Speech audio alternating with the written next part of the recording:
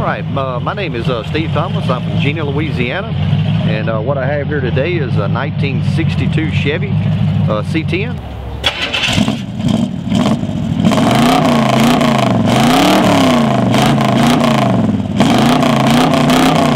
Bought this thing about 2 months ago. While out driving around, I seen this thing sitting out in a briar patch field, and went and approached the guy, and the guy started out at $7,000, and about a month later ended up at $2,500. I went and got it. Rats were living in the motor. The motor was covered in straw and stuff that the rat had brought in to make his bed in. Didn't have a carburetor on it. The motor was exposed, and brought it in and went to work, and got ready to get here today, and I would have drove it if it had not been for having the trailer 2 vehicles down.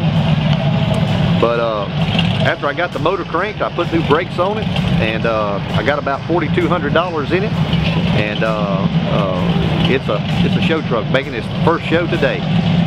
So when I first got the truck, I did not have any idea if the motor run, didn't have any idea of the transmission, but I knew the body was in good shape. So once I got the motor cranked and running, I focused on getting the rest of the truck ready for the road, which is brakes, and actually took it out in my yard and make sure the transmission was shipped out.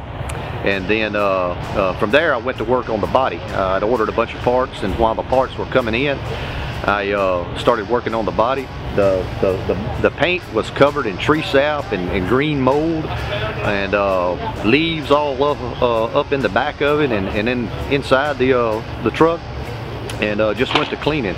And after about a week and a half of buffing and cleaning and polishing, the paint started to come back out, and just kept going with it, and didn't do anything with the paint, just a lot of elbow grease. And from there I took the tires. The tires were dry rotted on it, and bought a new set of tires and wheels for it.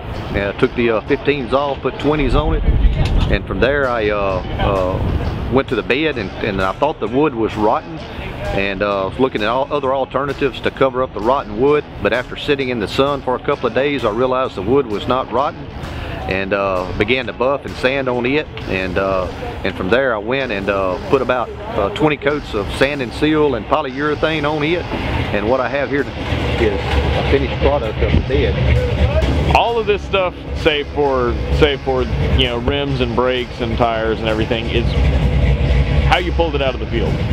I actually I've got a trailer that's got a winch on it. It wouldn't even crank or run. All the tires were flat, and backed the trailer up there to it, hooked the winch up to it, and literally drug it on the trailer. And once I got it home, getting it off the trailer was another challenge.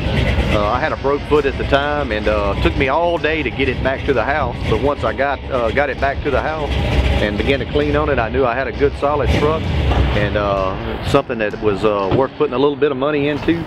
And from there I just elbow greased it.